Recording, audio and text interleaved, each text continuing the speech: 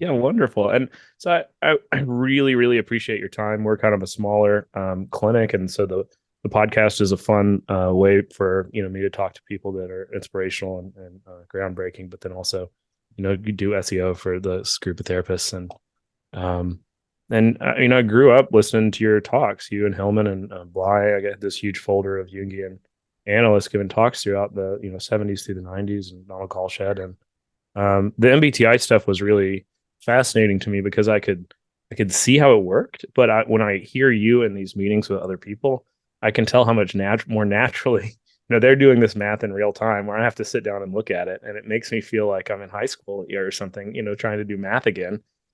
So I told you in the email, I felt a little bit like, Salieri could see how great Mozart was and Amadeus, but didn't have the ability to do it. So, you'll have to be patient with, my understanding of it, and is obviously not as much as yours. But the Well, goal it's of just in this, working with any skill, you talk to someone who has been practicing it for a while, and well, that's I'd love the BB model or the implications of that to be better known. And I think a lot of the new kind of trauma therapists who are looking at personality style and communication analysis, they're using some of these things, and the language of that would be really neat to bring to them. So um, I know, I don't want to make you walk through all of it, but if you could maybe just give like a little bit of overview of the theory of the MBTI, because I think it's not very well understood. People see it as like a horoscope or something.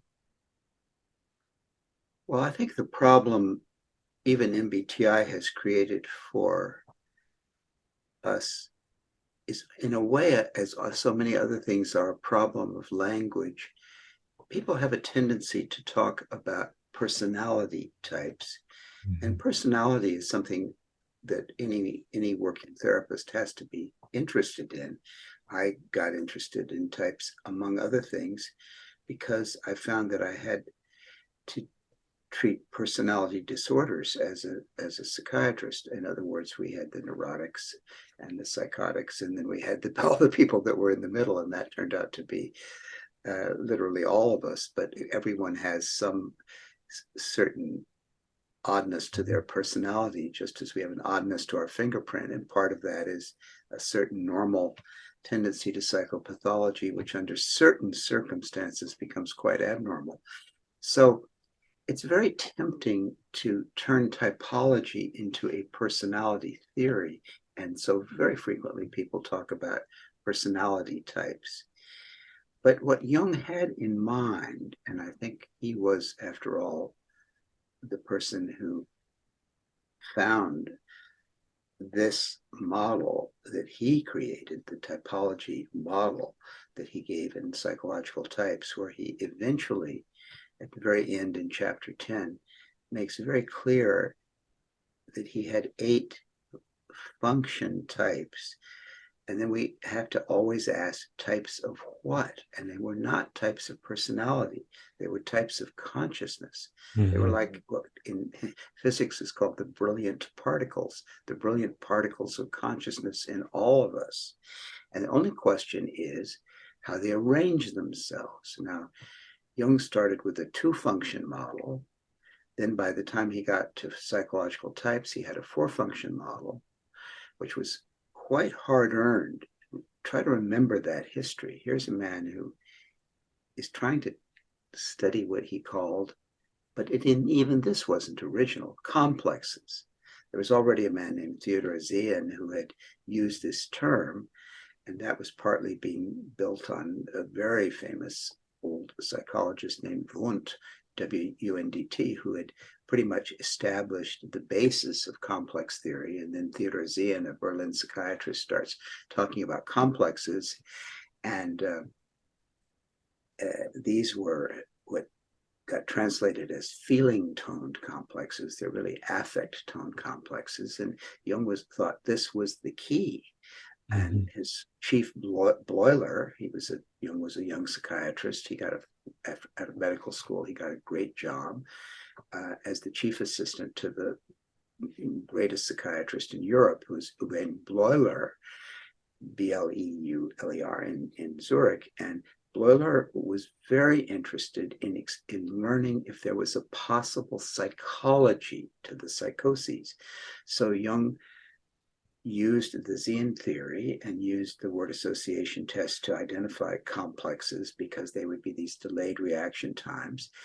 And he began to see that, yes, indeed, people do have different complexes. And he started talking about them. And he said there's a complex of injury. People get excited if they think that someone is trying to hurt them. There's a complex around sexuality. There's a complex around power, and so forth and so on.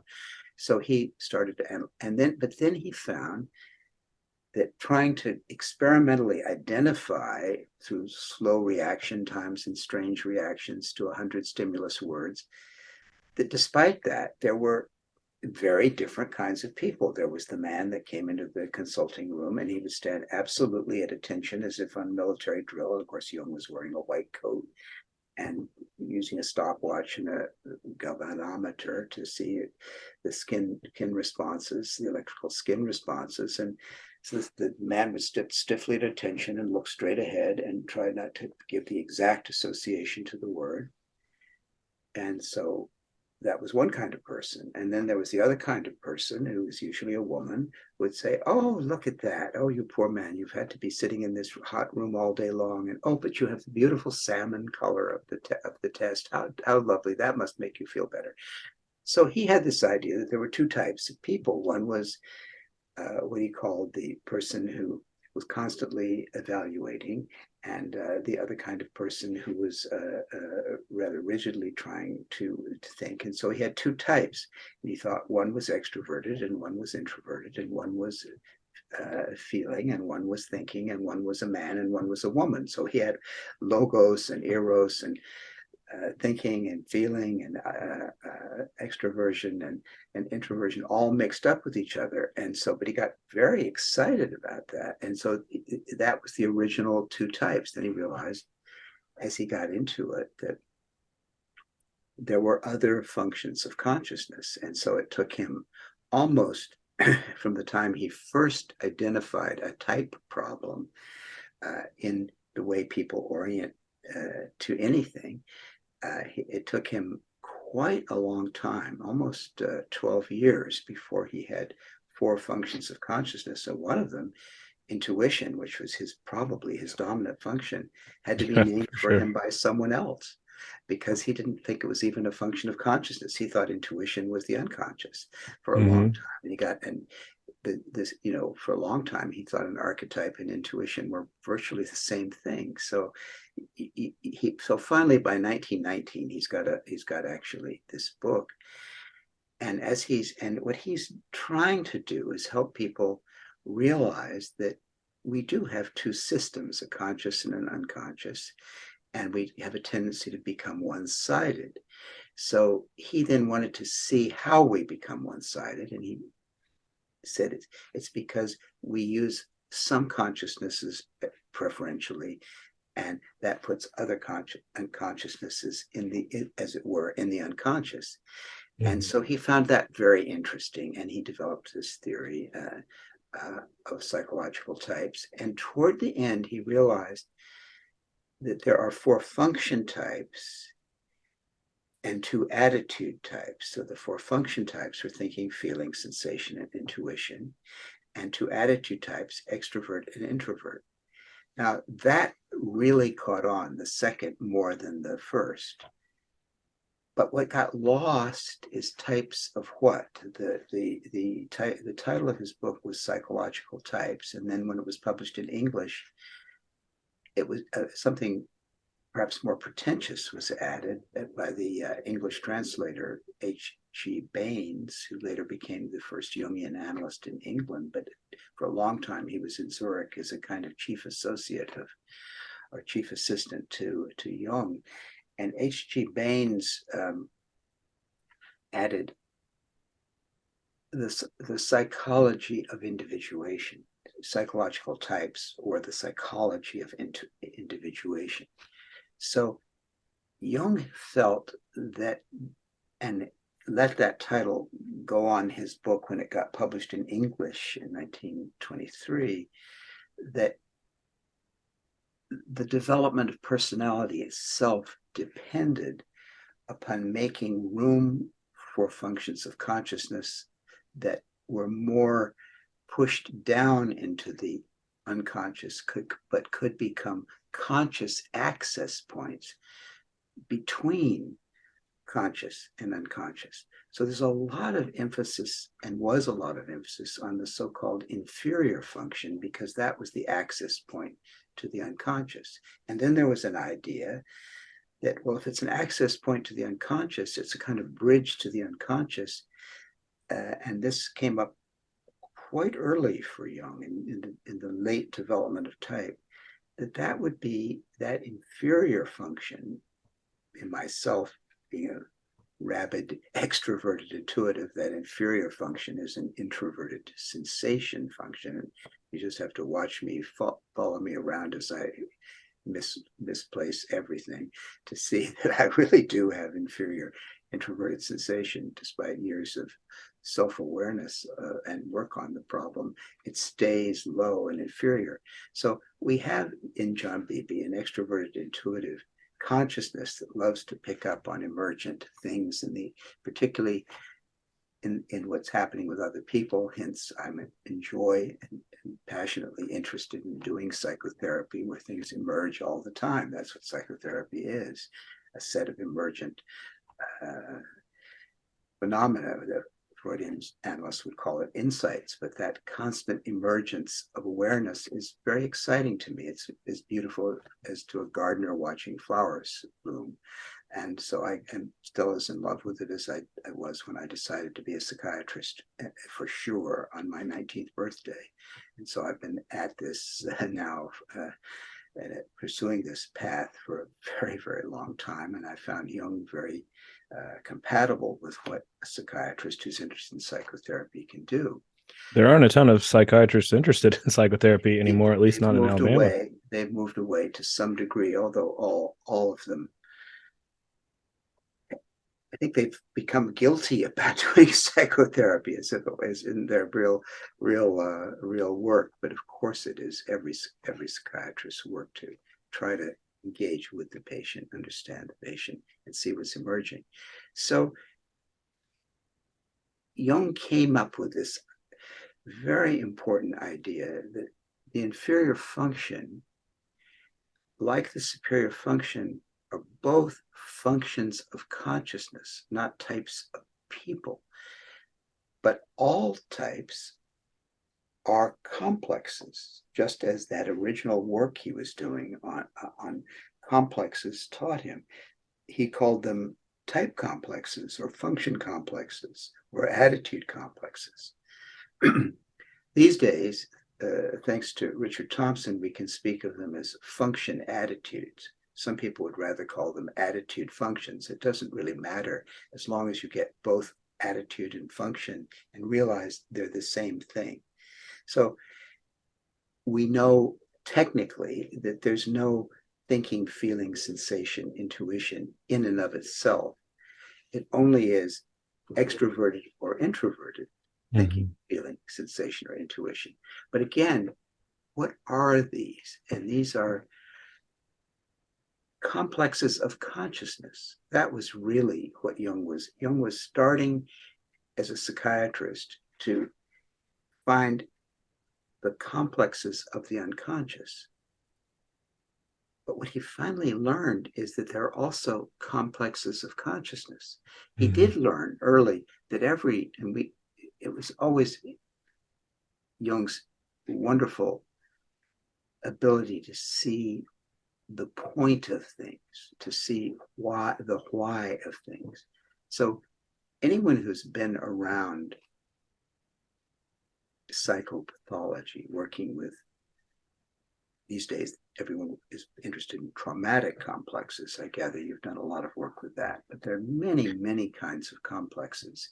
Well, I mean, I think the MBTI, though, there's trauma with a capital T, but also there's something equalizing about that, there's 8 modes of thinking. Well, there's 4, that's where I'm getting, is that, and we're all bad at thinking a certain way. We'll have a complex around. Exactly, Joel. When you think in a certain way. Now let's go to when you develop a complex that seems to be an unconscious hang-up, the Latin word for complex means not, and it often takes the form of an NOT, something that, because it's so touchy, you can't do it. Like stage fright, for example. Like I will not. I mean, and I know people who deeply in love would rather not get married because the thought of having to stand in front of an audience of people in the church and say the vows terrifies them so much. So now we think of complexes as something hanging us up and keeping us from doing something. But at the heart of every complex, as everyone who works with it, is that the complex knows something. The complex has a purpose. It has a reason for being. It was Jung saw that very early, that all of our complexes have a kind of unconscious point. And sometimes you can't get the complex to release its grip until you see the point of it, the point of the upset, the point of it. In other words, let's say the person who doesn't want to get married, because to get married you have to stand in front of an audience. Yes, these days that same person was likely to take propranolol so they can get through the wedding ceremony. But what about the possibility that the complex is telling the person that marriage is not necessarily the best container for relationship for that person? And it's really about the person's integrity, not the fear of facing the audience, but the fear of giving the audience what it wants, a happy bride, when she's actually deeply ambivalent about marriage itself. Not necessarily about the man she's marrying, but about the institution. I have sometimes felt that if we had a completely honest society, just like a pack of cigarettes, the marriage license would say, warning, this ceremony could be harmful to your mental health. Can you imagine if we actually said that? No one would ever say that. It would rain on the complete parade of love, romance, and marriage and families and so forth. But in fact, behind that reluctant bride's stage fright might be a lot of concern about the ceremony itself, and not because of the ceremony and the speech, but because of what it connotes and all the history of marriage and all of the limitations of marriage. That those could be explored profitably. And then you discover, well, the complex was smart. The complex knew something. That doesn't mean that she should never get married. It doesn't mean the complex is the only thing, but one needs to make room for that. And frankly, I think people shouldn't marry until they've explored all the things, all the reasons why they shouldn't marry. If you see what I mean. And that's where that's where Jung found the purposiveness of any of our complexes. So in the purpose is consciousness. Now, as he got more interested in consciousness, he also got more interested in types. And that's why the 1921 book that everyone was expecting, well, Jung has separated from Freud, and now we're going to get Jung's theory of the unconscious at last, as opposed to Freud's. And then he comes out with this book, Psychological Types. And he had the wisdom to try to see what normal consciousness is like before he went any further with the exploration of all the abnormal ways in which consciousness hides through these unconscious complexes. And so he was adding to the unconscious complexes the conscious complexes. And he found, indeed, that all of us have 8 of these. And these are the 8 function types of consciousness. And it's really on that work that I particularly have built. And there were Jungians before me. In Zurich, there was a man named Meyer, and also a woman named Marie-Louise von Franz. And she wrote this amazing book on the monograph, you could say, on the inferior function that was paired with an equally amazing work by James Hillman on the feeling function. Mm-hmm. That book particularly taught me how far you could go with thinking about, in her case, the inferior function from the standpoint of 8 types of inferior function, 8 types of inferior consciousness, and what its effect was on personality and on functioning. So it's the effect of consciousness on personality rather than types of personality.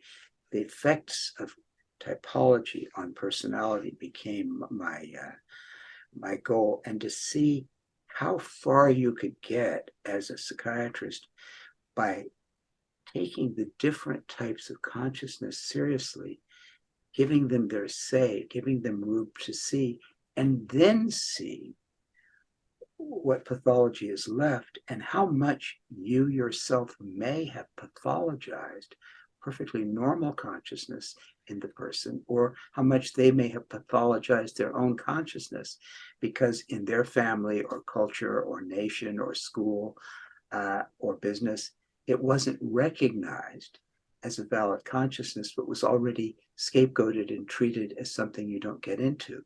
And so for me, it's all been about how far you can get by understanding the reservoir of consciousness in each of us. And so to do that, I take it as seriously as someone teaching in a music school in a conservatory of music would teach solfege, where you have to teach the students do, re, mi, fa, sol, la, ti, do. And so it seems to me that teaching the 8 functions of consciousness is the whole point of starting to get into the music of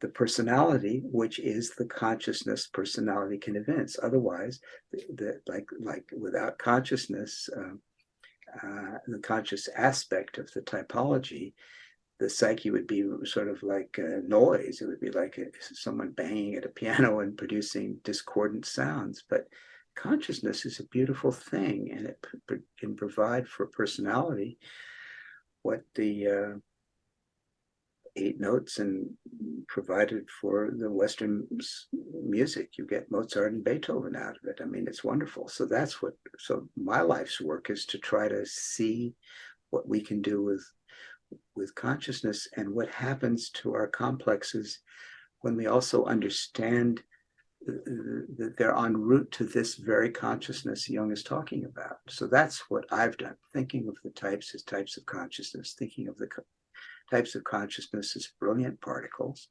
and that they have functions, thinking, feeling, sensation, intuition, but they also have attitudes, extroverted or introverted.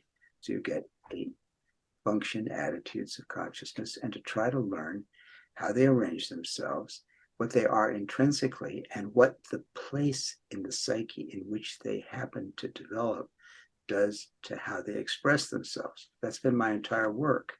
And my model is just an expression of that. And the 15 chapters of my book, Energies and Patterns, Psychological Type, are like 15 lights on the subject. You could read them in any order. And most people read a chapter they like and go to another, and you can read the book twice. You can read it backwards. It's just a series. It's just a series of lights on the subject of what happens when you think that way, when you think in terms of what consciousness is in different people and how it's distributed. And so the 8 function model is a self-organizing system, a pattern of manifestation of a rather beautiful thing, which is consciousness. And ideally, a good psychotherapy fosters it. And so working on a particular thing that someone is hung up on, or a particular complex, a particular injury, or a particular issue. And I have written about complexes with Donald Sonder, the book Jungian Analysis, Volume 2, rather, I shouldn't say volume, I should say in the 2nd edition of Jungian Analysis, which was originally produced in 1981 by Murray Stein, and then in 1995 had a 2nd edition. and Donald Sandner, Sandner, and I, at Murray Stein's invitation for the first volume, first edition, had written psychopathology and analysis, and I revised it for Don and me. I did the editorial revision of the second version for the second edition of Murray's book. And that's the one I hope people will read and buy. And I'm happy to share with you a copy of it, Joel, because there I try to show how typology figures into psychopathology. And I make the link explicitly between complex theory and typology in there. And I'm using the 8-function attitude model that I've developed there to do that. So I'd like you to know that's where I put, as a psychiatrist, everything I learned as a psychiatrist. And I did co-author a book called Psychiatric Treatment, Crisis, Clinic, and Consultation in 1975. And in 1995, I did a Jungian piece on psychopathology and analysis. So there you'll see precisely how my work as a psychiatrist with patients with complexes that were really causing them lots of trouble is informed by type theory, and how a type theory can explain some of what happens to people when functions of consciousness do not support their consciousness, but actually undermine it. So it gets into the entire question of the shadow in Jungian psychology and how the types of the shadow can really bedevil us. And so that's where I made that connection. And I recommend that to anyone who wants to see the link to clinical work directly. Mm-hmm. It's implied in all my writing, but it's very explicitly laid out there as an effect, complex theory for clinical work, in which typology figures largely. So that I advise anyone who's really interested in studying my work as it's linking to the daily practice of a psychotherapist working with difficult things. I think you'll see how I make the link.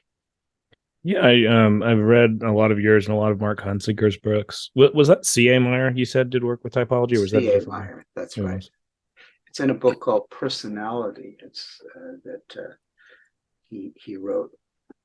Did Jung ever encounter Karen Horney's attachment styles? I don't know if you ever saw those. I think Karen Horney is a wonderful figure, and the answer is, as far as I know, Karen Horney was an analysis in Berlin, I guess, with Karl Abraham. And Karl Abraham did work at the Berkeley with Jung, but he was a psychiatrist who pretty much, after Freud and Jung split, took over the role that Jung had held of the trusted, that Freud most trusted, and he was the one who set up psychoanalytic training and the psychoanalytic how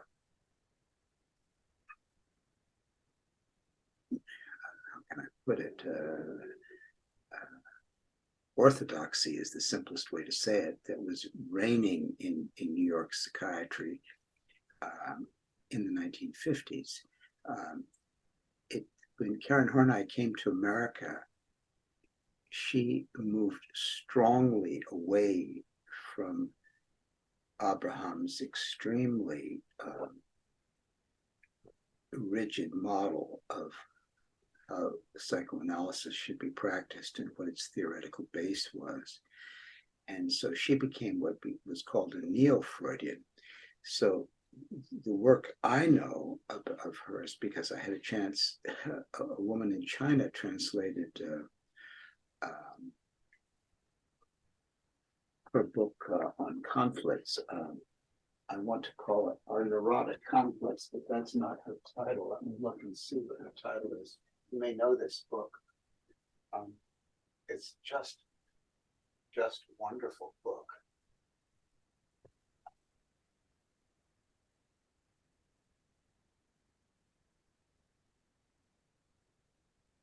This book should be read by anyone doing analytic work. Someone in China translated this, and I wrote a foreword to it. Oh, wow. Our Inner Conflicts. That book is still it's coming out eventually. But this was published, as I recall, in 1945. And she's the only person I've ever read who makes you feel like you're right in the consulting room with someone coming to therapy, as people come to therapy with a whole set of defenses and a self-organization, which almost they've come to you to get over and to see through. So you probably have done much more work than I, and I don't know her specific work on attachment styles, but when I read this book, I felt this woman has been in my office. And she's a remarkable writer. I mean, she knows what we deal with every day, and in a way that, and whether you're Freudian or Jungian, I think you could benefit, or anybody else. There are plenty of Adlerians, whether they know it or not, and many, many other schools of thought. If you read just this one book, it would immediately enable you to see what we're talking about. And if you see what we're talking about, how amazing that both a false self, which he's really describing, that and also the great internal pressure to get out of that false self, and the true self that might emerge can be understood typologically. And what a miracle it is when it happens. In this book, she's more good at showing what it looks like when you're not there, as to what it looks like when you start to be there. The typology allows me to say more clearly what the defensive organization looks like, particularly when the shadow complexes are truly in shadow, that is unconscious, and what it looks like when there's a kind of integration of an authentic self-organization. So what she does is tell all the ways in which that doesn't happen before it does happen, which is what every therapist has to deal with. The final chapter is conclusion of neurotic conflicts. But one of the things she shows is how both extroversion and introversion are used defensively. So she has a chapter called moving toward people. And she has a chapter called moving away from people. She also has a chapter called moving against people. Those are the 3 styles in neurosis and human growth. She talks about the origin in childhood. And all of those could be understood as what happens when types of consciousness with extroverted or introverted attitudes are used as defenses of the self rather than as actual emanations and realizations of the self. And so what I feel my work on shadow complexes and on we have 4 types of personality, 4 function types, 4 function attitudes, personality that constitute our dominant, auxiliary, tertiary, and inferior function, and a kind of marvelously seductive sense of wholeness, which 4 gives us. But just because of that degree of differentiation of consciousness, we have those same four functions used with the opposite attitude, creating complexes of the unconscious unless we make them conscious. So that, like every other analyst, I'm dealing all the time with what one Jungian analyst called defenses of the self. And I'm trying to help the person be less possessed by defenses of the self and more adequately able to defend themselves by being themselves, by being able to use their native and natural four functions of consciousness with full awareness of everything they leave out, so that the complexes don't have to constantly compensate from within to restrain them. It's almost like our neuroses tend to be like a leash on the dog that wants to run off with what it thinks is the right thing to do.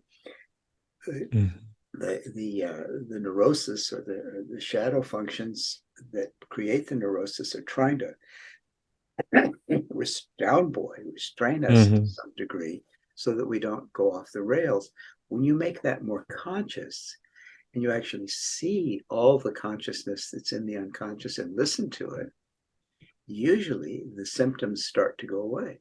And there's a great feeling of wholeness that is not seductive of four, but it's the balanced wholeness of four conscious functions and four shadows to that we heed, so that we don't just get to an unbalanced. Now, I don't know how much I've done just already to be one-sidedly John Beebe with his extroverted intuition and introverted thinking, and his tertiary extroverted feeling and his inferior introverted sensation.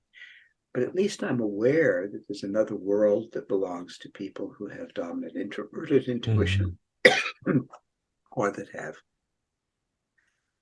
auxiliary extroverted thinking, or that have tertiary introverted feeling, or that have inferior extroverted sensation.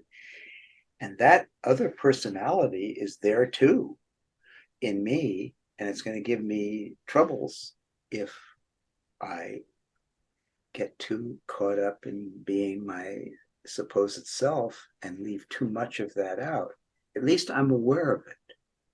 I remember you had a talk that I listened to a long time ago about your dream changing. There was a laundromat owned by a Chinese couple that you would visit and dream, and the couple laundrette, not a laundromat, a real laundrette, where she actually was there receiving the laundry, washing it, and folding it. And that was very important. She represented my introverted sensation. She was a Chinese woman named Peggy Wu, who I lived in real life 3 blocks from the old Victorian I was living in San Francisco. And for various reasons that say everything about my inferior function, I had a nice house, but I didn't have laundry facilities in it. So I took my laundry, and I loved taking my laundry because she would bring it back to me in order. I mean, everything would be very neatly packaged. And in San Francisco, there are a lot of Asian people, and that have coming to America as immigrants. Restaurants and laundries were very, very popular, and they're very, very relatively inexpensive. So it probably wasn't cost effective, and a more practical person would put in a washer and dryer, as I now have, and I'm my own laundry person now. But she was a critical figure for me, because things and objects were a perfect chaos for this extroverted, intuitive man. I mean, he was just a constant creator of what could be called litter and mess. And the idea of taking my laundry to her and having it come back neatly packaged and all folded, just for me, there was something, well, the only word that you can use is Jung's word, numinous, Numinous, which he got from a book called The Idea of the Holy. It has the nod of the God to it. There's something sacred about it. And so I found that whole thing of taking my laundry to Peggy Wu. But when I dreamed about her, she was a poor woman. And she was bitter and alone in a room because she didn't have anything. She had a husband who wasn't bringing his money home, and he was presumably off gambling or something and just not being around. And so there wasn't even any furniture. And she was just alone in a room. And she looked unhappy. And I was in analysis with a woman at that time. And say her name. Her name was Elizabeth Osterman, Osterman, and she had once met Jung. She was an American psychiatrist and Jungian analyst in the Jung Institute of San Francisco, and she was a very, very careful, serious therapist. She had originally been a virologist, and then after getting a PhD in that, went on to go to medical school, become a doctor, and eventually became a psychiatrist and Jungian analyst because she was so impressed by her own Jungian analysis. So she practiced a very careful analysis. And when I told her that dream,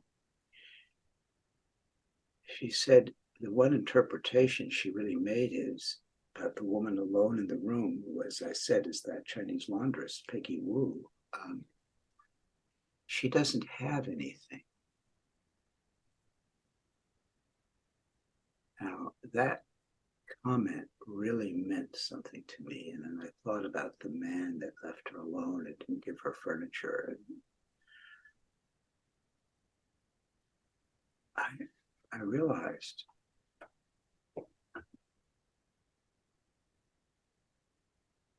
that I was seriously neglecting something in myself, that man had to be my extroverted intuitive ego. And although I was not literally gambling, I was constantly pursuing possibilities in the world. I mean, you'd have to be an extroverted intuitive. You give an extroverted intuitive a city, it's sort of dangerous because I happen to love cities, and I wouldn't probably want to live in anything but a city. But San Francisco is a wonderful city, and it has many bookstores and so forth, and movie theaters and so forth. And I'm talking now about San Francisco of around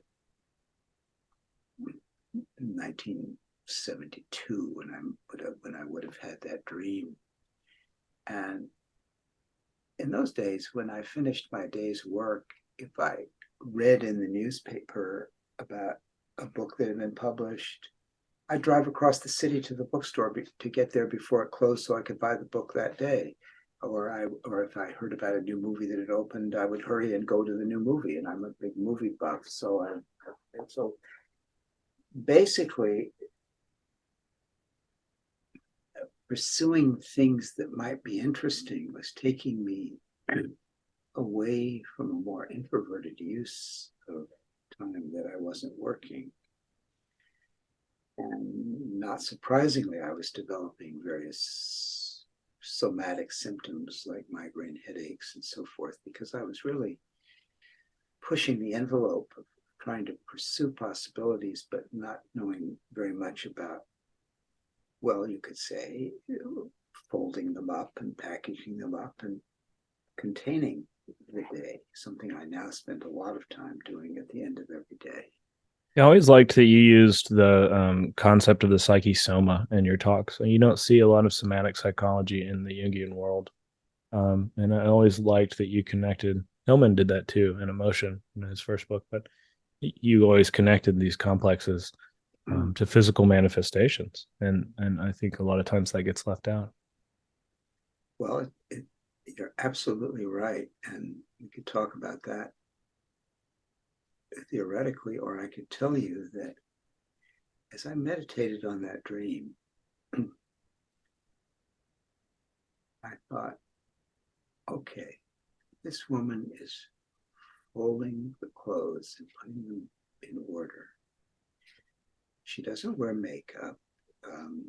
She's rather simple in her presentation. She's extremely efficient. I said, this looks like introverted sensation to me. So I had been reading Jung, and I've been reading all the time in those days. And so and I said that to my analyst. She said, I couldn't agree more. She said, and I said, I think that's my inferior function. That's what she was agreeing about. Then I thought, I'm not giving introverted sensation enough. What is introverted sensation? Well, I did know it was interested in efficiency, and I did know that it was very good with detail, like accountants or people who keep track of and the folding of the laundry, the way it was put in the whole presentation of Peggy Wu, I'm sure I got her type right.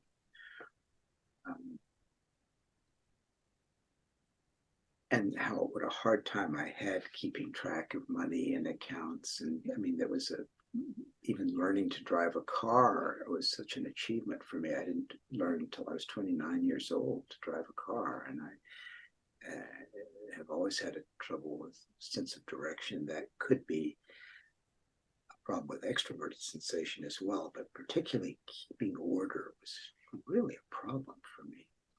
She had that down. But when I thought of her as introverted sensation, I thought, well, now let's think about that. That sensation, I have a good thinking function, so I was using my thinking function. Sensation on the inside of the body. So I reasoned to myself, on the inside of the body. Well, let's start with breathing, because that surely is it's an autonomic nervous system function.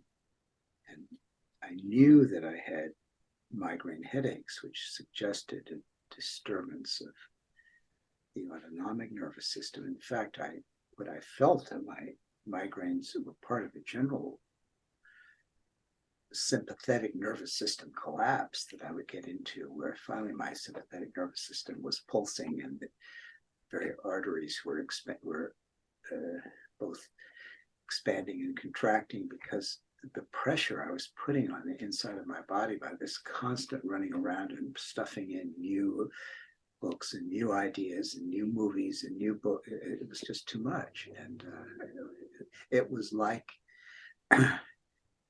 addiction, but not, thank heaven, drug addiction. But it was a form of, it was an extroverted, intuitive inflation around the emergent world. And a lot was emerging in the early 70s. It was a very exciting time. And so there was a lot, including the fact that I was in Jungian analysis, after all, and becoming a Jungian analyst. I picked up on that emerging trend ahead of most people of my generation. And so that was a big deal. And but something in me was really out of kilter. And so I began to attend to my breath in the therapeutic hours. And what I noticed was I was doing a lot of Jungian reading, and I was particularly reading the works of von Franz and these phenomenal associate of Jung's, V-O-N-F-R-A-N-Z, for those who don't know her work. And her collected works are now coming out of Chiron publications, so they're readily available. In those days, they were coming out as a series of books from Spring Publications.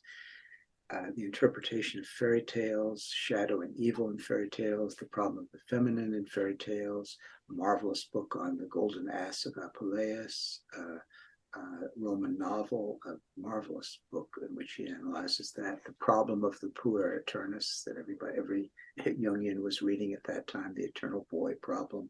And certainly any of the Roman stock types of that era, you feel like those are describing MBTI functions, perhaps. or any it seems like you kind of get people who use a different, maybe a more intuitive language to talk about the same MBTI functions. Like Robert Moore, towards the end of his life, is doing the four, aspects of the mature masculine or something. Do you see any overlap between the MBTI and other things that people may already be using or familiar with? Well, where I came in was to see that von Franz seemed to think that the inferior function was the place, the doorway through which all these different archetypes come. So for me, that inferior function was introverted sensations. So I began to want to sort the archetypes. And that's what I began to do with my type work. So that I found it as a very good way to understand where archetypes is where types of consciousness emerge. Mm-hmm.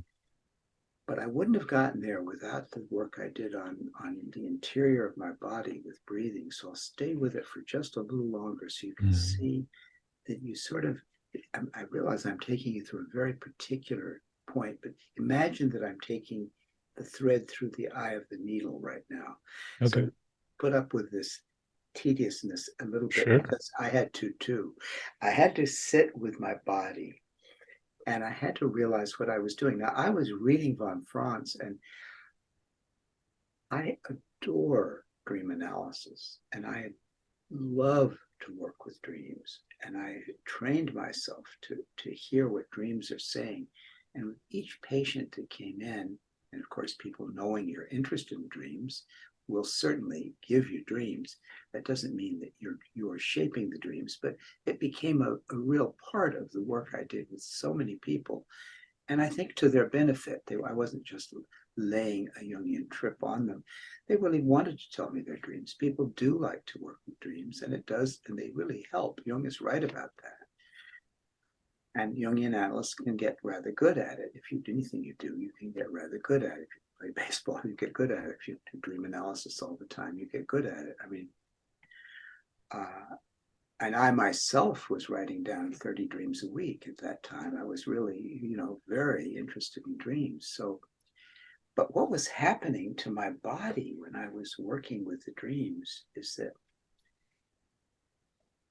I was so interested in the images and the archetypes and what all the people in those days were saying, and Robert Moore and I and others came out of that wake of all that interest that was already being laid down. I mean, Jungian analysis was just the emergent thing in the early 70s. So there were plenty, and I would write the dreams down that the patient told them, but I would also, as I would listen to the dreams, and this is what me noticing, taking my own dream about the Chinese laundress not having anything, and my own Jungian analyst woman saying she doesn't have anything, and me saying, that's introverted sensation. I've got to give more attention to it. So I'm paying attention to my breathing now as I'm listening to the patient.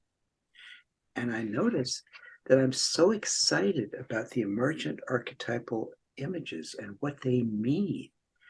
And my extrovert intuition is so rapt with attention that I'm literally listening with bated breath. And that for significant minutes of each day, as I'm in my office working with patients, I'm not even breathing, lest it disturb the thinking about the archetype and the interpretation I could possibly deliver.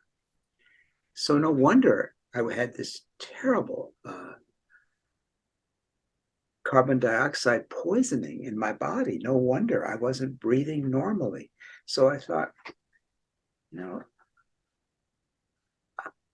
I've got to take care of her. I've got to take care of the introverted sensation anima, carrying the inferior function of introverted sensation. This lonely Chinese woman.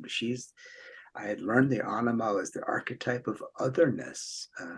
And so she was certainly other. She was from another part of the world, and she was obviously different from me in every possible way, female and the opposite type, introverted sensation, or at least the inverse type to extroverted intuition.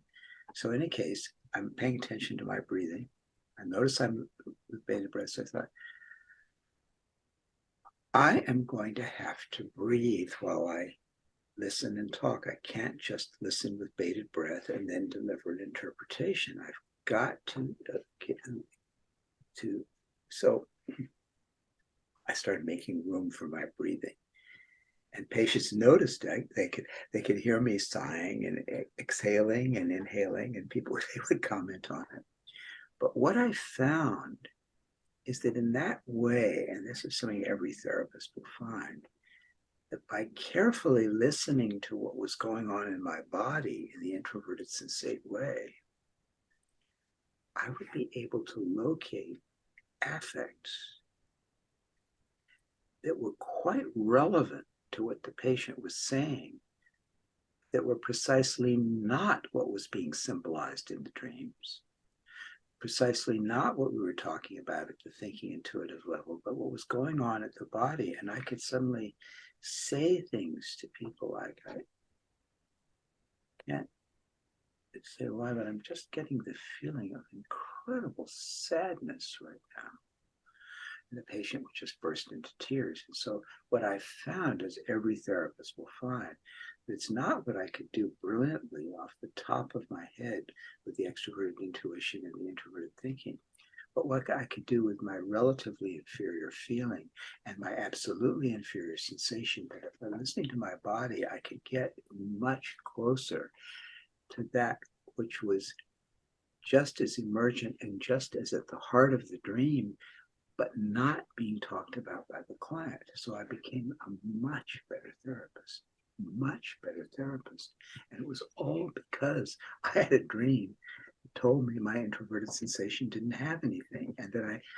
And so then I could really relate to the dirty laundry and get it cleaned and do my job. And so you can only imagine.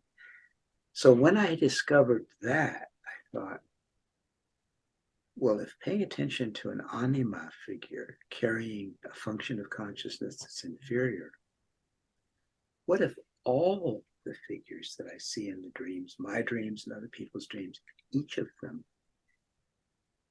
is holding in archetypal form a consciousness that needs to be unpacked? And if we did that for every one, where is it? What is it containing? And from that, I started to really passionately live the 8-function model that you see me writing about now. That's where that came from. And so you're absolutely right through the body. Wow. And you said the dream changed then. You revisited the Peggy Sue and saw that her husband was treating her better after you did After your I own work. started breathing and making room for her, she said she looked happier, and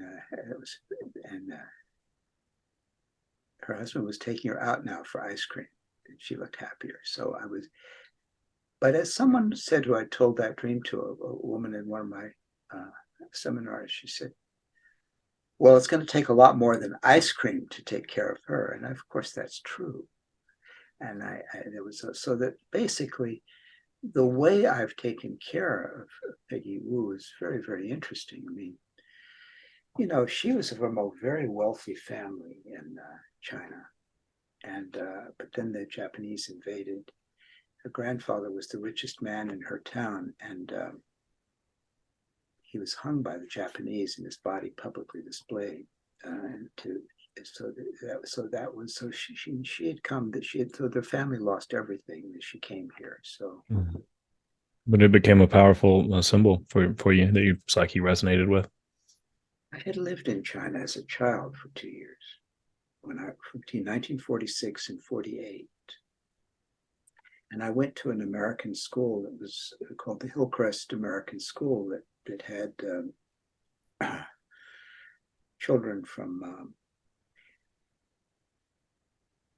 it's run by missionaries, created by missionaries, and the classes were in English. The people who were there were people who were sons and daughters of ambassadors to China, first secretaries to China from the diplomatic corps. My father was a military attaché or an assistant military attaché, and we lived in a big house in Nanking, as we called it. Nowadays it would be called Nanjing, but we called it in those days Nanking. I remember walking home from school one day and passing a Chinese girl. She looked at me. This was about 1948 when I was perhaps 9 years old, maybe still 8 years old. I turned 9 that year. She looked at me in very slow, careful English. She was about 12 years old. She looked at me and said, "You are a pig." Well, little did I know that in 1998, I would get the opportunity to be sent by the International Association of Analytical Psychology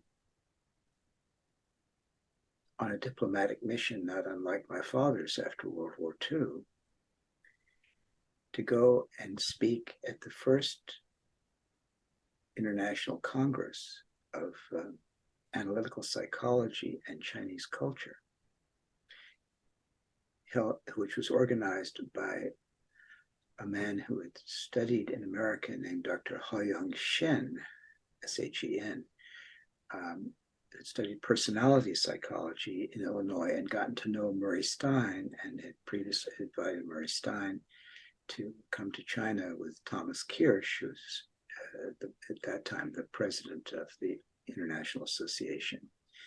Now, when I'm sent, Murray Stein is the president of the organization, and Hoyong Shen is having this conference, and Murray Stein wants me to go because he knows that I'm interested in China, because I lived in China and I happened to have spent a lot of time studying the Chinese book, the I Ching.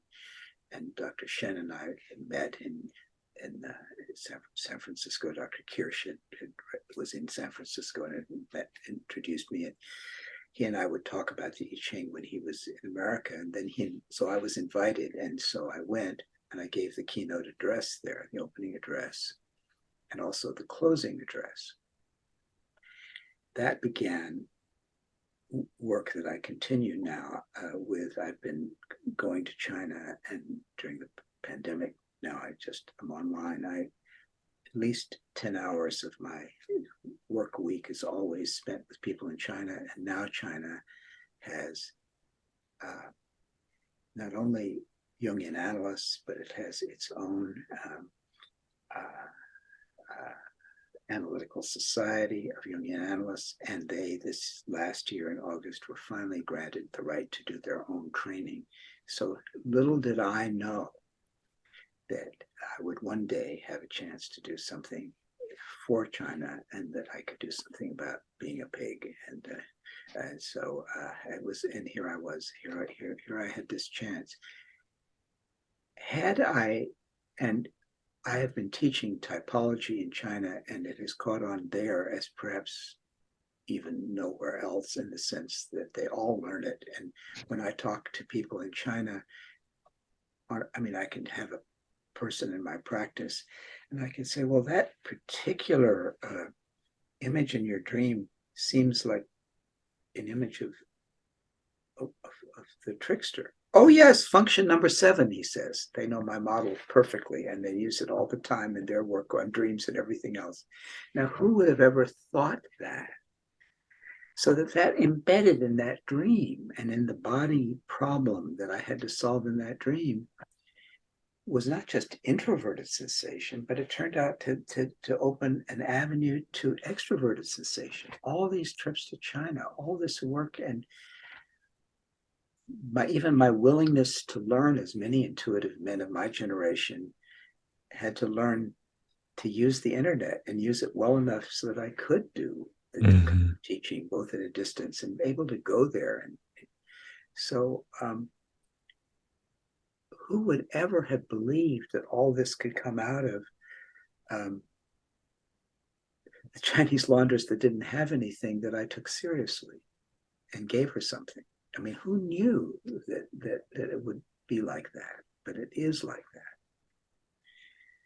And this past year, I was able to do a special issue of this Journal of Analytical Psychology on psychological types. And there's a marvelous article about the correlation between the 8 trigrams that are so famous in Asian cultures. There are 4 of them are on the flag of Korea.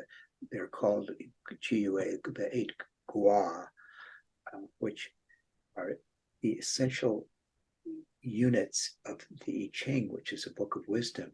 And this, he has made what for me is the most convincing correlation between the 8 Gua and the 8 function attitudes of consciousness. His name is Professor Tsai, and his last name, his Chinese name is Ching Ho. So if we said his name in the English way, it would be Ching Ho Tsai, but because in China the last family name is always first, I know him as Tsai Ching Ho. And Tsai Ching Ho published this in the special issue. And so at last, the link between China and typology that began with that dream has actually turned into something that I think could really be helpful, because I see now that the ancient Gua really were the first discovery of the 8 billion particles that Jung found entirely differently. Jung often found that his work that came out of a completely Western source had an Asian and particularly a Chinese analog. And through his friendship with Richard Wilhelm, who is the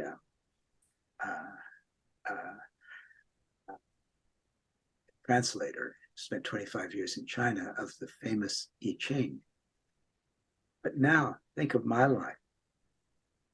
There's a doctoral student in London who's been doing the definitive work on Wilhelm's entire contribution and how it fits into analytical psychology, and studying Jung history, and Sonu Shamdasani, who translated the Red Book, and he's a graduate student there. He and I can talk. I've been to Wilhelm's school in China twice. He and I have talked about what Wilhelm did, and he's been able to go into the Wilhelm archive in Leipzig, and I've been able to talk to him about that. He is the person who translated my types book into Chinese for the Chinese to have. So we have that kind of connection. All of that phenomenal textured richness of actual thinking, feeling, sensation, all coming out, as well as my intuition, out of taking that Chinese laundress dream seriously. Mm-hmm. I just think it's amazing how much can come from just that. If that isn't consciousness emerging, what is? I mean, that's what I'm talking about. That's what I'm hoping to hand. Like that interpretation, she doesn't have anything. That's what I'm really trying to do for other people. If they read my stuff, they'll say, wait a minute, maybe that could do something with me. And who knows what's in that surprise package for those people. But they've also got to make it real by taking it into their own body and also their own spirit and their own soul in their own way. That's obviously true. The path. So that's why I took you through the eye of the needle, because I wanted you to see the great, it really like that wonderful, it's mistranslated, but the camel going through the eye of the needle is a wonderful image in the New Testament. It's actually a camel hair, but it turns out to be the slenderest thread, turns out to be the very rope of life. It's just really interesting. It's really interesting.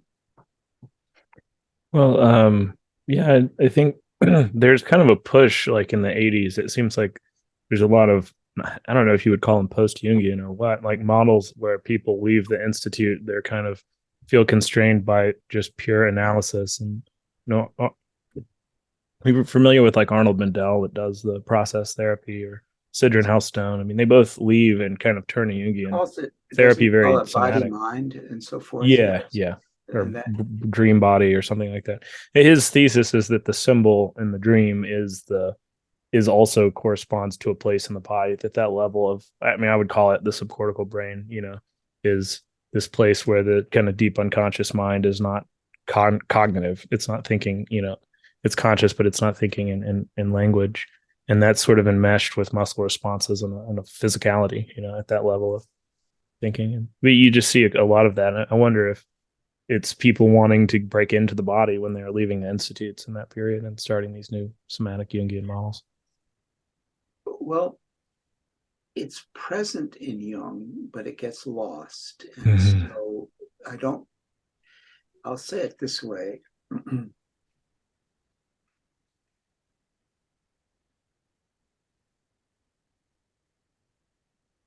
One of the shadow problems of Christianity, which became the dominant religion of the West, is its attitude toward the body. And uh, it's it's it's strange because it depends on how you read Christianity. I mean, St. Thomas Aquinas didn't leave the body out. I mean, if he talks about how uh, what does it mean that there's a resurrection, and there's a long, wonderful passages. Do the fingernails go up to heaven? Yes, the fingernails go up to heaven. The eyelashes go. Yeah, he's very clear. It's very almost hilarious that all the people ask, trying to say, well, surely it's just the spirit that goes up. No, no, no. It's absolutely the body. And of course, the central Christian mystery is the literal resurrection of Jesus. Now, um, I'm not going to get into whether that's one's belief or not, but what it is, and the communion ritual that is so central to some people's, where the bread is the flesh of Christ and the wine is the blood of Christ, that taking that into one's system in an embodied way. So when I say that there's a bias against the body, I want to also point out there's also a bias against the part of Christianity that is embodied. So I want to be very clear that I'm not just making a cheap shot and an uninformed shot. At its best, Christianity we're told repeatedly who are interested in Christianity and are Christians. They're told repeatedly that if you don't embody it, it isn't Christianity.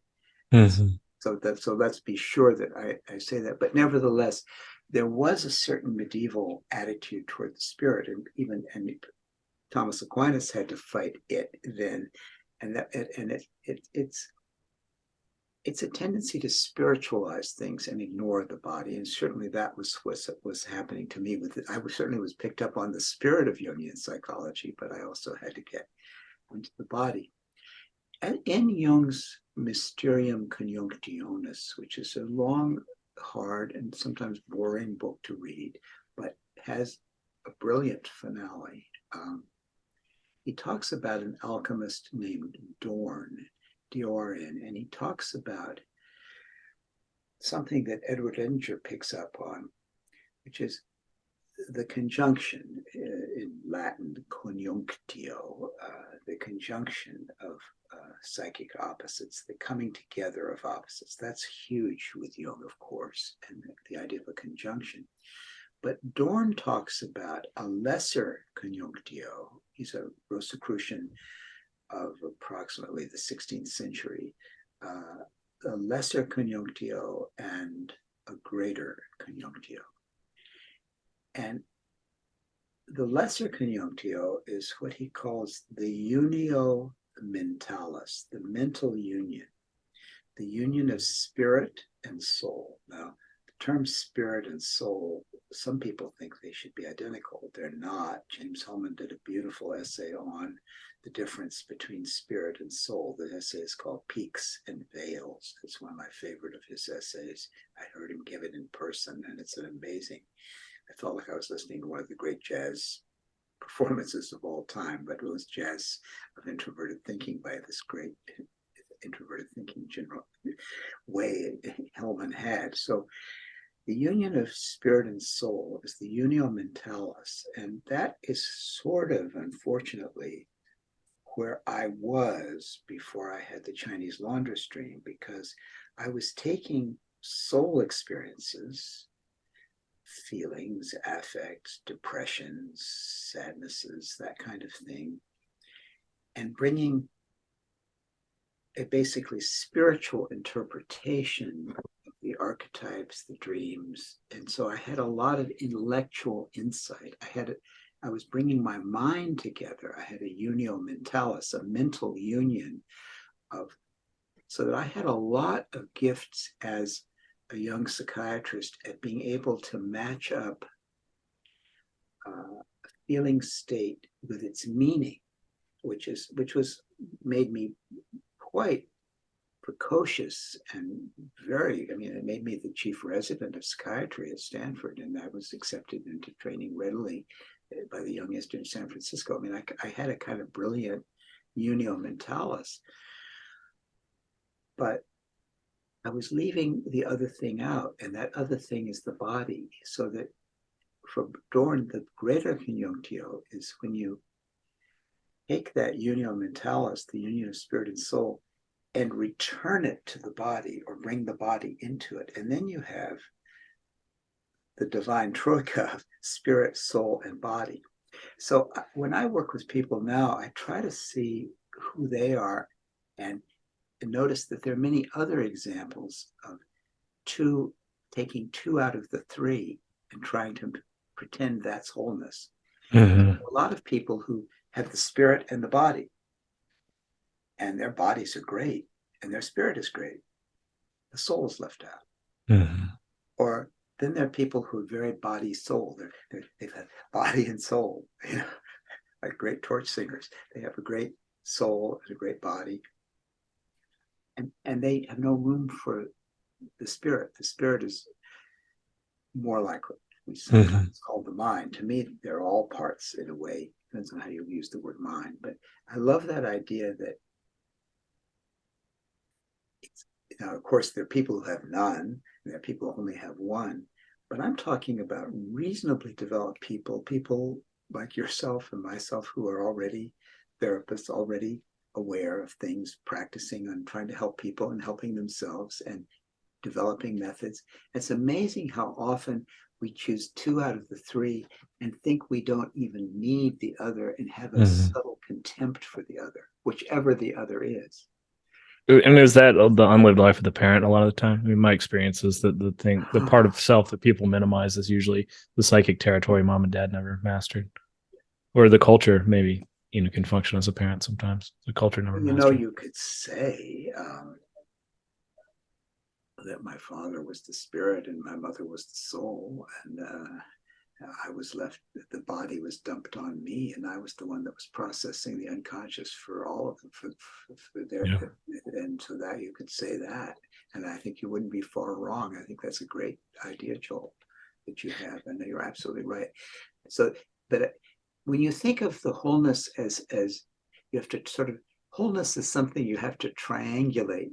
You stop being in love with four and you start being in love with three. It's one place where one wag once said that all Jungians divide things into four and all Freudians divide things into three. The part that Jung, that's interesting numerology. I never thought of that. Orna has three, Jung has four. The one thing Jung lost when he left Freud was Freud had a very lively sense of the body, and I think that Jung was embodied, but it's sometimes in his theory, it's a lot of people are using Jungian theory, Jungian psychology, as if it has no body or as if it's an easy escape from the body, and that's too bad.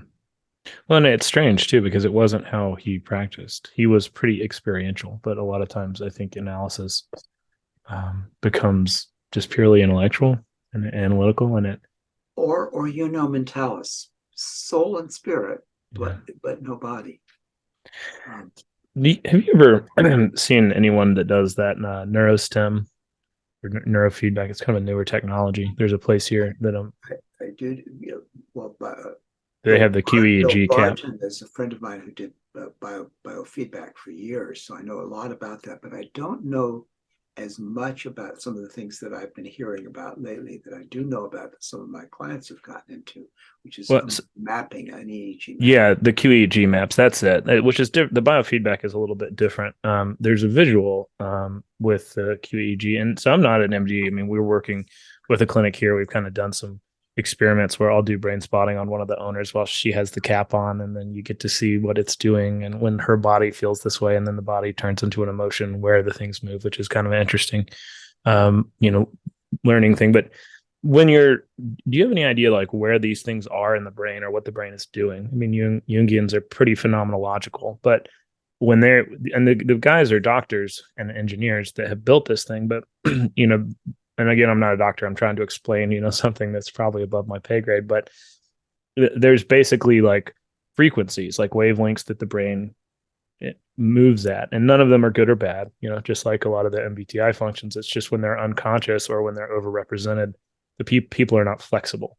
So you wear the cap, and then they look at what the brain is doing, and they're like, okay, well the theta wave is too high, and I don't know if this is really what the theta wave is, but like one of them, they're like, you're thinking reflexively internally all the time. You're very self conscious. You're wondering if you're coming off well, if things are you're thinking about how you appear, and people are like, yeah, that's exactly what my problem is, and they're like, well, you're doing that 90% of the time. You need to do it 10%, make room for these other frequencies. But a lot of them seem like they have a correlation with typology, that what they're doing is probably know Dario Nardi's work, mm-hmm. And he's certainly been doing actual location of the 8 function attitudes, and he has this book.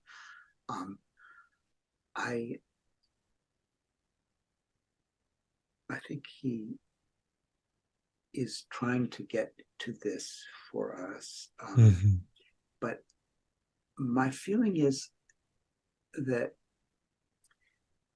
I keep wishing that I had learned my neuroanatomy better than I did. And I feel like as you talk to me, I can almost feel like, Moses never got to the promised land. I begin to feel a little like Moses, but even at 83, I'm not afraid to keep learning. I think I have some learning to do because I think there is something there.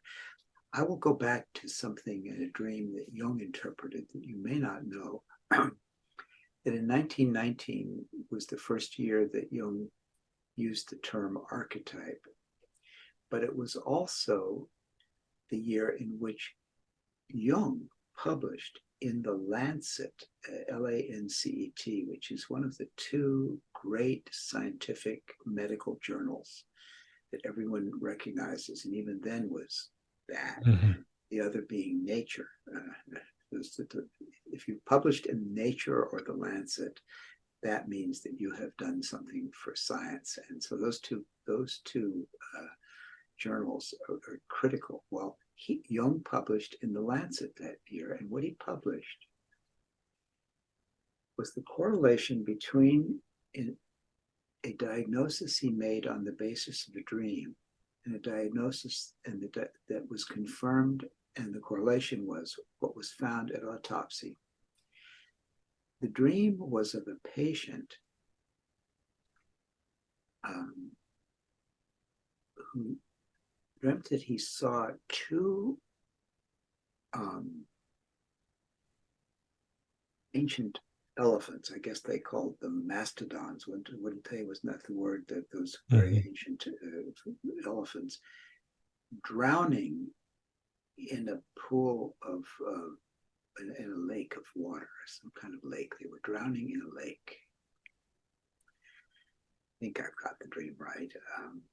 This whole dream has been discussed in meticulous detail by Russell Lockhart, but Jung published it in the Lancet because on the basis of the dream, Jung said, this man has a brain tumor. And Lockhart has unlocked how, and it's a brain tumor that's in the region, a certain region of the brain. Well, you have to know how Jung got that interpretation. He was so concerned with being a good doctor he really overcompensated and used his introverted sensation, which I think was his eighth function, so skillfully that he was still a legend about how much medicine he knew. And when later Jung had imagined, didn't have the wording that he later had, but he imagined he was a sensation type because he paid so much attention to very precise detail. There are two organs called the mammillary bodies, which have that name, and they carry memory and for the brain. And Jung knew that the word mammillary body comes from the same word as the Latin word for elephant.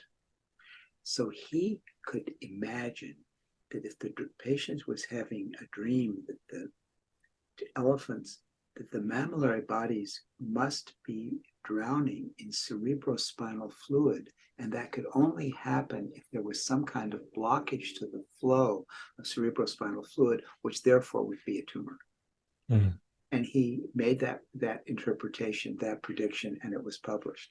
So there is the best evidence that Jung was willing to think of the archetypal. He always felt dreams were self-portraits of the actual situation in the unconscious, and that would include, in this case, the actual physical situation in the person's brain. So I think that's very important historical essay, and I advise you to look at it. And if I can find Russell Lockhart's. Yeah, I Googled it after you told me about it last time, and I couldn't find it. But knowing that it's in the Lancet makes it easier, so I can probably find it. So now. I think we should definitely pay attention to the fact that though Jungians have frequently settled for the unio mentalis, thinking that Jung is the most brilliant way to understand soul experience and try to make it a union of spirit and soul, that's a lesser conjunction. We really can include the body, and if we do, we will find that in the body of Jung's work, he never really leaves the body out. And I think that if we did nothing else for Jung than to give him full credit for that, I think we would have done something. This is kind of a weirder question, but I've always kind of been curious about what your thoughts would be on this. You know, with the Beebe model, a lot of it, what you're doing is taking the MBTI type and using it to predict an internal cosmology. You know, what somebody's trickster looks like, what's going to show up as a demon.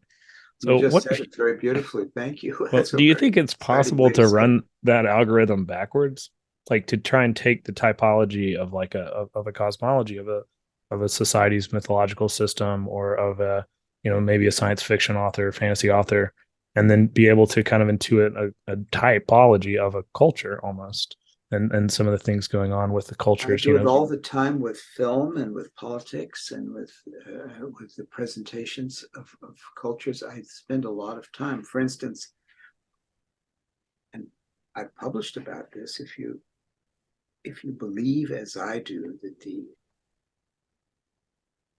natural dominant of Chinese culture is introverted intuition, it's the most gigantic achievements, the Tao Te Ching, the I Ching, are obvious examples of a tremendous capacity of introverted intuition. I would have to include the I Ching there.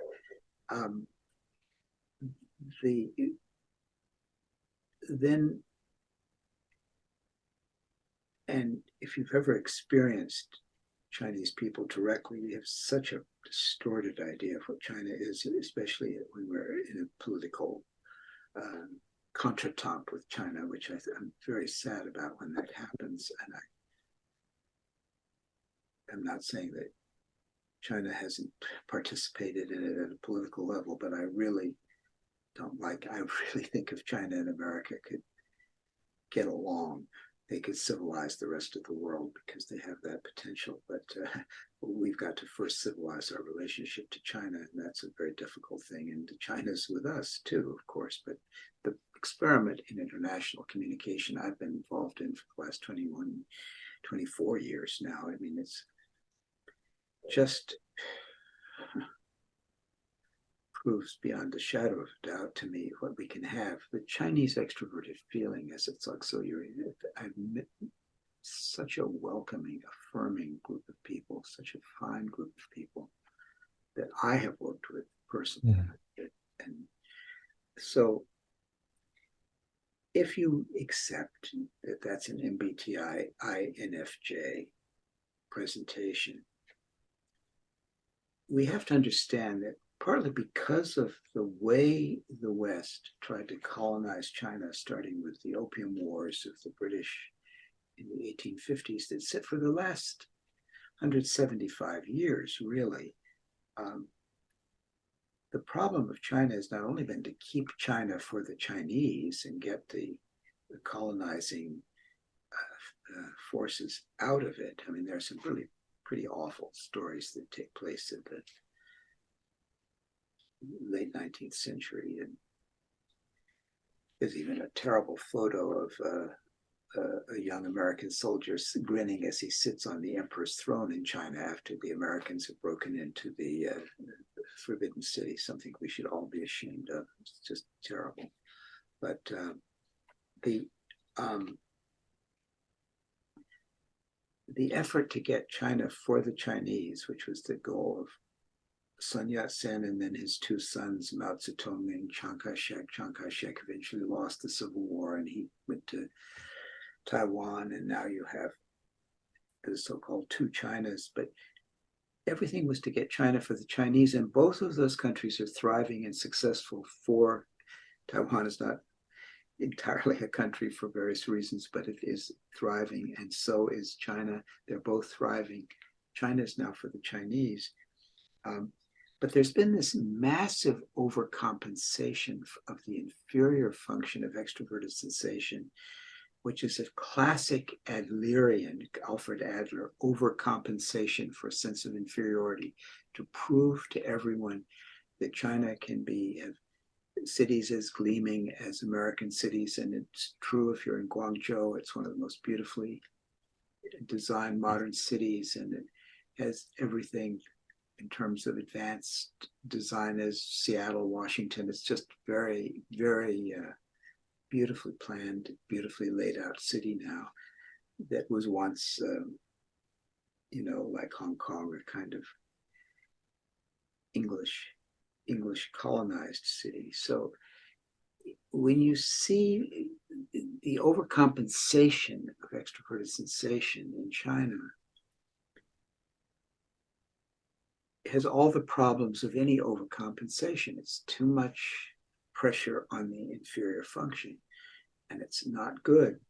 But then we look at our country, and here we have a natural country that's extroverted thinking with auxiliary introverted sensation. George Washington was the most introverted sensation of our presidents. I often talk about how at the Battle of Yorktown, he fights all day. He's leading the general. But before he goes to bed, the night he's won the Battle of Yorktown, and that kind of 18th century thing that starts at dawn and goes all day, you can only imagine what it must have been like to win the Battle of Yorktown. Before he goes to bed, he takes out his ledger and carefully records every cannonball and every uniform and every expense made for that day, so that he doesn't miss the expenses. He's still accounting for everything. He kept the books. So we once had that we've only had one president in recent years that was truly introverted sensation, and that was Eisenhower. And of course, he wanted to balance the budget. He said it's going to be a problem in the future if we don't. And nobody wanted to listen to him. And so we have this auxiliary introverted sensation that we should use, but we don't. Instead, we've replaced it repeatedly. They did it in the end of the 19th century with the robber barons, and we're doing it now with the waltz of the billionaires. And it's these, and so we constantly use our greedy Saturn extroverted sensation as if it were our auxiliary. And then we have our famous tertiary pueriternus extroverted intuition, our Clinton function. And so we have, I'm a Democrat, by the way, but Yeah. I do see the problems. And so we're pathologically extroverted. We're like a manic depressive. We're like a manic episode. We're hypomanic, if not frankly manic. And of course, we're irritable. We're angry.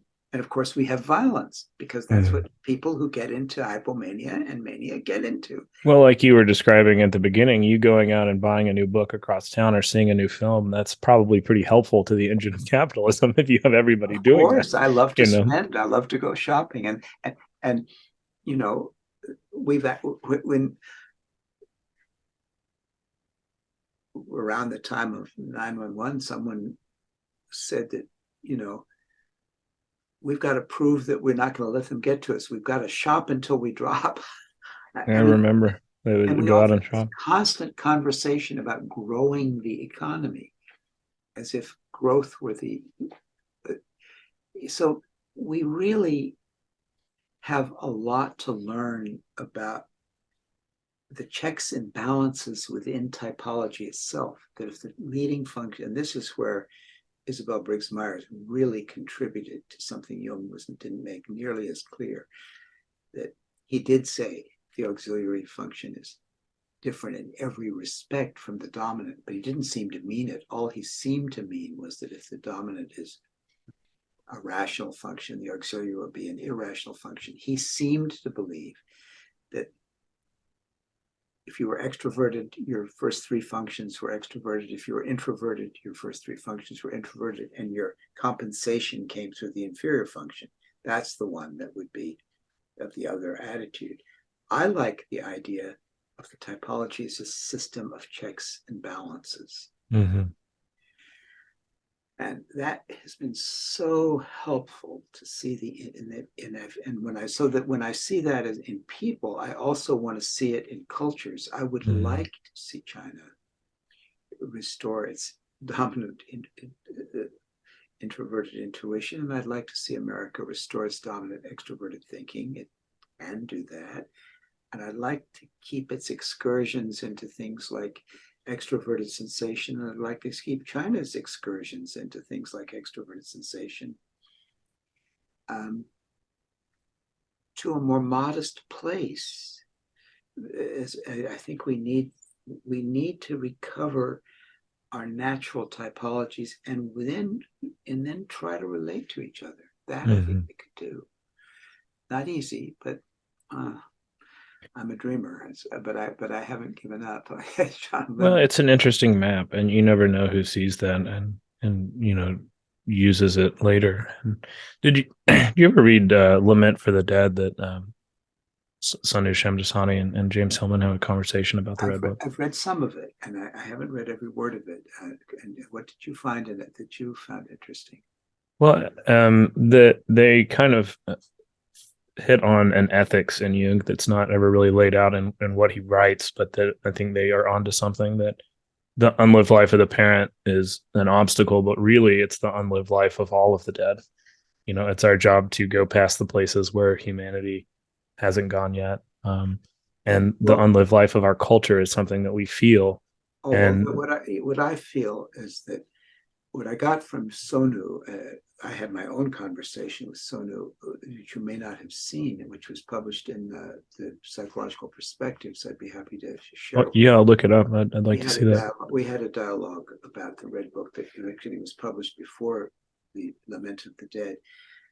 And I take very seriously Jung's idea that what we owe the dead is to take up the projects they left unfinished.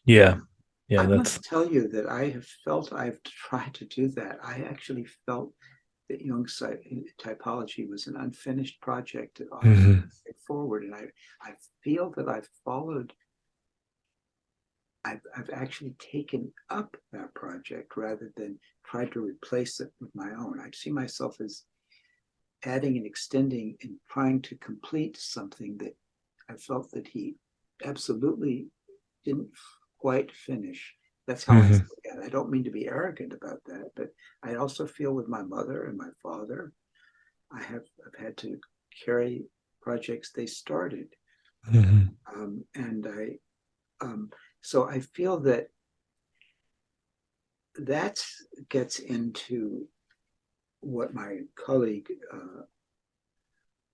who grew up as an African American man in Jackson, Mississippi, and is now a Jungian analyst, and was a past president like myself of the C.G. Jung Institute of San Francisco, and I know his work very well. He speaks of phantom narratives, of course, in literature, and by another African American author, Toni Morrison. Beloved is a perfect example of a phantom complex.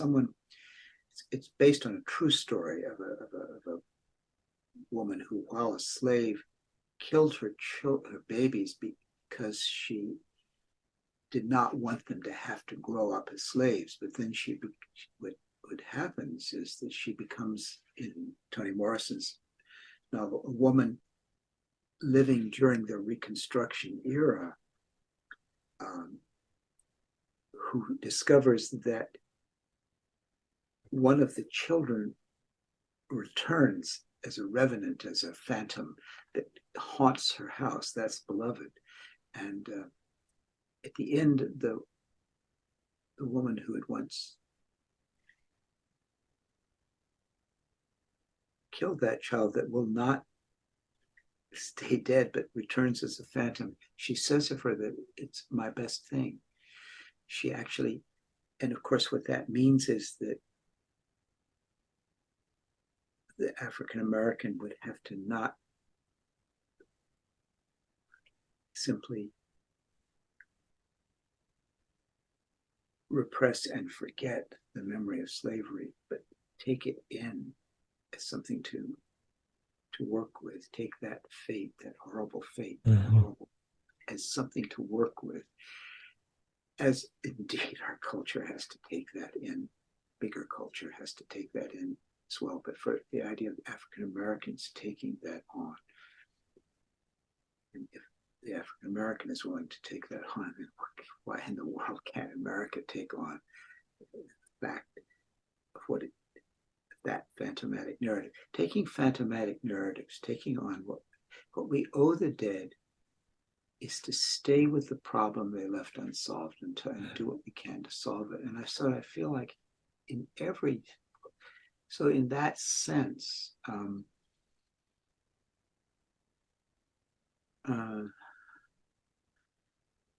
working on the inner is always going to take us to an unsolved psychological problem of our entire culture. You're kind of going through the self, through the parent, to the culture to find the self. And you can't, and it's sort of like what is called karma, and in the West, it's sort of what we have to do. Jung, and I do say all this in my preface to Jung's aspect of the masculine, where he took on his father's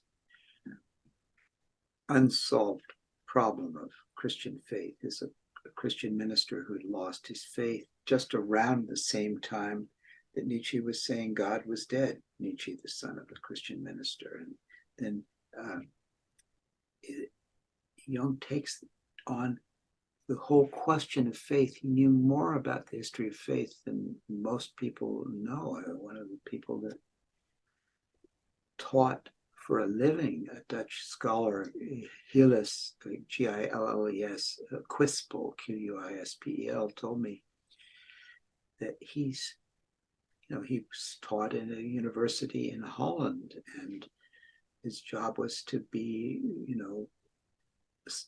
give people PhDs in the history of the church fathers, which is called in the Christian church patristics.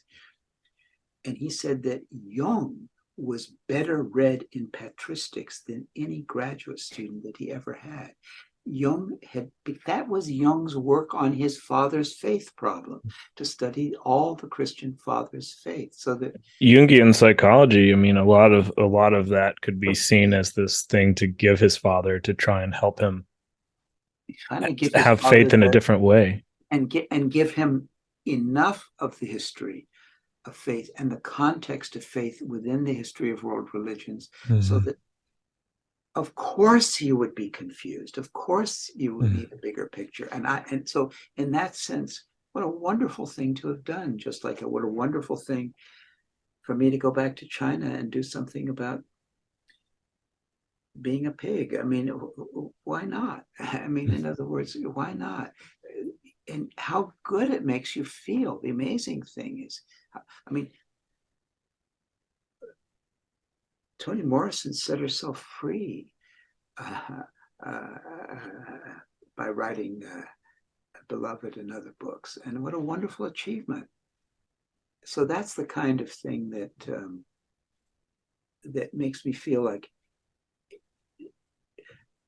so it often will turn out to be a type of consciousness that didn't get a chance to tell its whole story.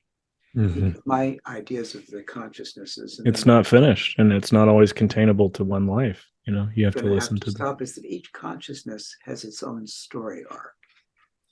Mine, extroverted intuition, has the story arc of entertaining. If I'm anything, I'm entertaining when I lecture, and I'm also getting people to entertain ideas, and so it starts with entertaining an interesting set of ideas, but then it moves toward envisioning, and now we're very much there right now, because I'm envisioning with you, and you are with me. Thank you. What we can do with this. But finally, it's going even beyond that at the level of that we've moved from the persona of it to the ego of it, but now I want to get to the self of it, meaning the purpose of it. It's enabling. I want what Isabel Briggs-Myers wants. I want the world to understand each other better. So I can't leave her out. And I want what Jung wanted, which is to take up the unsolved problems of the dead, complete the Christian project, the psychological project. In other words, it's very important. And it's good for us to do that. And it probably does good for others as well. That's what it seems like to me.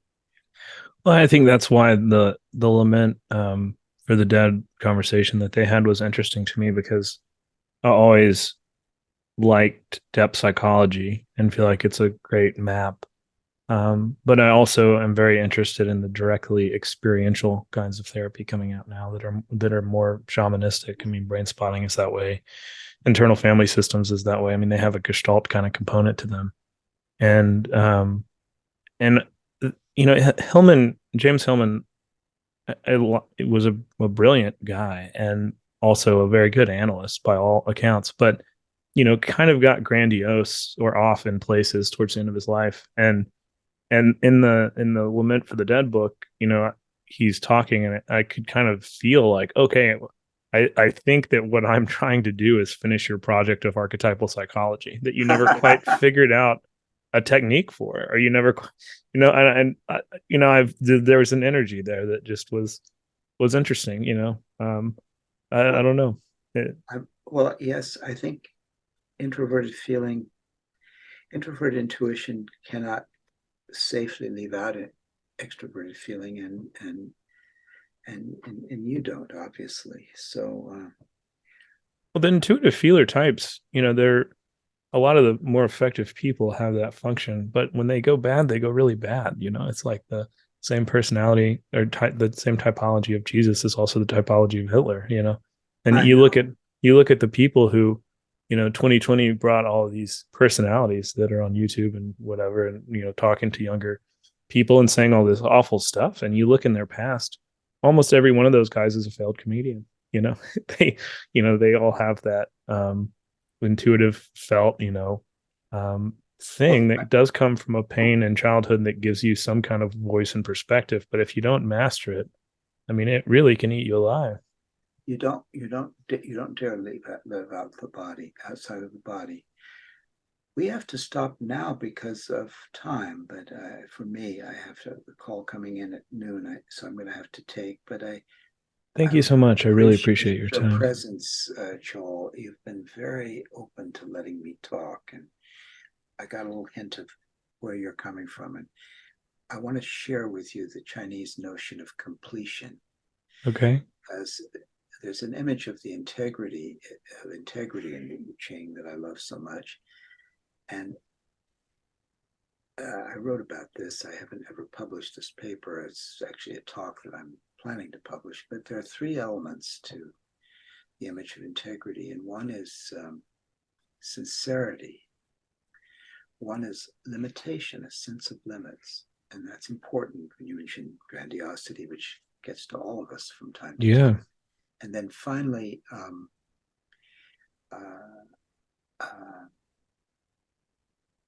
completion. That what we owe the dead in completing the projects is one way not to get inflated. Mm-hmm. And there's a sincerity in it, and there's a sense of limitation, that each life has its limitation, but there's also what can be done. And what we can do is to complete. So America is an experiment in democracy that is presently trying to complete itself. And we have to let that completion take place. And that's the task of our lifetime. Well, we also have our typology and our psychology. We have to complete the task of bringing the body and the spirit and the soul together in an adequate theory. And that's and practice. Yeah. And practice. And then a technique to apply the theory. Here we are together, and you've taken my work and added it to yours. That makes me very happy. Well, thank you so much for this, John. I really appreciate it. It's been wonderful, and I'll let you go. And I hope that this brings some new people to your work. And you've got some great books, and some great books. Mark Hunsinger, wrote about you or with you. And it's exciting. Thank you. Thank you for your life. Thank you. Oh, wow. Thank you. You're welcome. You're very welcome. Have it. Bye. Take care.